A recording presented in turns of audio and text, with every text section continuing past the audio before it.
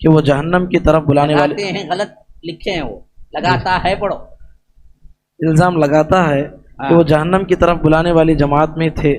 بول کر، اس کے بارے میں آپ بتائیں۔ دیکھیے بھائی، یہ بڑا اہم ترین سوال ہے، اور یوں سمجھیے کہ سمجھنے کے اعتبار سے بھی ایک علم چاہیے۔ شاید آپ لوگوں کو جو سوال میں گہرائی ہے وہ بات نہیں معلوم ہے۔ اب آپ سوال کی گہرائی جانے بغیر میں جواب دوں بھی تو سمجھ نہیں آئے گا، یہ بڑا مسئلہ ہے۔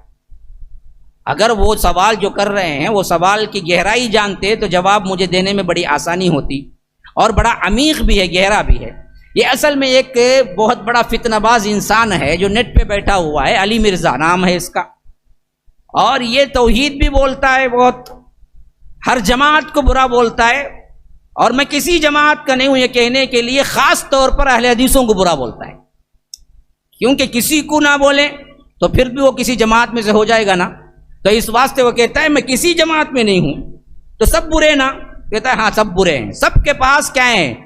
قرآن حدیث کو کوئی نہیں مانتا، بس باباؤں کو مانتے ہیں، ان کے بابا جو کہہ گئے ہیں بس اسی کو مانتے ہیں۔ یہ سیدھا آسمان سے اترا ہوا ہے تقریباً 1400 سال بعد، جسے صرف قرآن حدیث سمجھ آئی ہے، اس کے علاوہ کسی کو سمجھ نہیں آئی۔ گویا کہ اب تک محتاج تھا علی مرزا کا اسلام محتاج تھا علی مرزا کا، کہ کب علی مرزا آئے گا قرآن اور حدیث کو صحیح سمجھائے گا، کیونکہ اس سے پہلے تک کسی نے صحیح نہیں سمجھا، نہ بخاری کو سمجھا، نہ مسلم کو سمجھا، نہ ابو داؤد ترمذی کو سمجھا، نہ قرآن کو سمجھا۔ اور لطف یہ ہے کہ نہ بخاری پڑھنے آتا ہے نہ قرآن پڑھنے آتا ہے، دیکھ کے بھی پڑھنے نہیں آتا قرآن، نہ عربی سے شدھ بدھ ہے، ترجمے پہ تکیہ کیے ہوئے ہے، اور کہتا ہے کہ میں سمجھتا ہوں ترجمے سے ہی، خود کہتا ہے مجھے ترجمے سے ہی سمجھ آتی ہے، اور کہتا ہے ترجمہ کیوں کیے ہوئے ہیں لوگ، ہم جیسے لوگوں کے لیے ہی تو ہے۔ ہاں تم جیسے لوگوں کے لیے ترجمہ کیے ہوئے ہیں، لیکن ترجمہ پڑھ کے فتویٰ دینے کے لیے ترجمہ نہیں کیے، ترجمہ پڑھ کے علم حاصل کر کے نیک بننے کے لیے۔ تم تو ترجمہ پڑھ کے سب سے بڑے مفتی بن گئے، جنہوں نے ترجمہ کیا نا جی اس کے بھی بڑے استاد بن گئے، بڑا ترجمے سے بدبخت۔ تو اس نے کیا کیا ہے، چن چن کے احادیث، خاص طور پر بخاری تو ہم مانتے ہیں نا بہت، تو اس واسطے کیا کرتا ہے، بخاری میں سے نکال کے صحابہ پر کہاں بھی لان تان کرنی ہو، کہاں بھی دراصل کوئی چیز مل جائے اس کو بڑا پیش کرتا ہے کہ دیکھو یہ تو بالکل صحیح حدیث ہے، جس کو یہ لوگ چھپائے ہوئے تھے، میں ہوں پہلا آدمی جو تمہیں بتا رہا ہوں ایسا۔ اب لوگ بھی کہتے ہیں واہ واہ انجینئر صاحب زندہ باد، تم کو تو کیا ہے ہم سر پہ بٹھا لیں گے، اس سے پہلے تو ہمارے علماء بولے نہیں یہ کرے۔ ارے بدبخت، تو کب جا کے بخاری پڑھا، تجھے معلوم ہونے؟ ہاں تقریباً 2000 امام بخاری رحمہ اللہ جو پیدا ہوئے اس اعتبار سے 160 پر 4 ہجری، وہاں سے لے کر آپ دیکھ لیجئے 200 چھوڑ دیں، اچھا 250 بھی چھوڑ دیں، 250 سال سے آج 1400 سال ہو گئے، تو 1200 سال سے بخاری پڑھائی جا رہی ہے اور اس کے شروحات کیے جا رہے ہیں، اور یہ بندہ بیٹھ کے کہتا ہے کہ کوئی نہیں پڑھا آج تک، میں ہی سکھا رہا ہوں، تو یہ کتنی بڑی جھوٹ ہے۔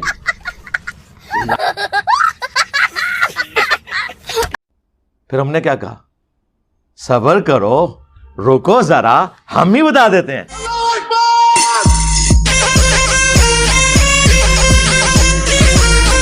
اس کے بعد پھر آگے میں دیکھیے، کسی کو شوق ہو مجھ پر فتویٰ نہ لگائیں، مجھ سے پہلے امام مرغینانی صاحب الہدایہ پہ لگائیں، امام ابو منصور بغدادی پر لگائیں، امام ابو المعین النصفی پہ لگائیں، صاحب شرح المواقف پہ لگائیں، صاحب شرح المقاصد پہ لگائیں، اور صاحب شرح عقائد نصفیہ پہ لگائیں۔ میں نے کل درجنوں کتب حافظ ابن حجر اسقلانی پہ لگائیں، امام عینی پہ لگائیں۔ میں نے آپ کو 1300 سال کی تاریخ علم کل پڑھا دی، ان پہ جو فتویٰ لگائیں اس میں بھی شریک ہوں۔ توبہ کر لینی چاہیے۔ اور فرماتے حضور علیہ السلام کا ارشاد، اور یہ لکھ کر کہ آقا نے فرمایا تھا عمار تمہیں باغی گروہ قتل کرے گا۔ اب آگے یہاں بھی ڈنڈی مارنے کی اجازت نہیں کہ کون باغی تھا، کس نے قتل کیا، کس نے نہیں۔ کوئی کہہ سکتا ہے یہ معلوم نہیں، میں کہا نہیں، اتنے بدھو نہیں ہیں کہ معلوم نہیں۔ صاحب فتح القدیر لکھتے ہیں وقد قاتلہ اصحاب معاویہ یصرح بانہ بغاۃ، اور واضح طور پر حضرت امیر معاویہ کے لشکر نے ان کو قتل کیا تھا. یہ تصریح کرتا ہے اس امر کی کہ یہ طبقہ باغیوں کا طبقہ تھا. اس کے بعد دوسری مثال دیتے ہیں امام ابن الحمام فتح القدیر میں، پہلی حضرت امیر معاویہ رضی اللہ تعالیٰ عنہ کے دور کی، دوسری وَأَمَّا الْحَجَّاجِ فَحَالُهُ مَعْرُوفٌ، اس کا ظالم و جابر اور جائر ہونا معروف ہے. دوسری اس کی مثال دیتے ہیں کہ اس کے زمانے میں بھی تابعین میں سے اس نے جس کو جج مقرر کیا، جو اہل تھے انہوں نے منصب لے لیا. یہ فقہی مسئلہ بیان کر رہے ہیں، تفریع، کہ جج ہونا اگر مقرر کر دے سلطان جائر تو لوگوں کو انصاف کی فراہمی کا معاملہ انکار نہ کرے، وہ جائز ہے. تیسری دلیل یزید کی دیتے ہیں کہ اس کے دور میں بھی یزید ملعون تھا، بدبخت تھا، جہنمی تھا، بے ایمان تھا، لعنتی تھا، اور میں تو اس کو کافر کہتا ہوں، میرا فتویٰ کفر کا ہے. لعین تھا، اور کہتے ہیں مگر ایسے جائر کے زمانے میں بھی جن تابعین کو جج اور قاضی مقرر کیا، لوگوں کو انصاف کی فراہمی کی خاطر انہوں نے بھی قبول کیا منصب. اب آپ دیکھیں کیا مثالیں دی ہیں. یہ مثالیں میں نہیں دے رہا ہوں،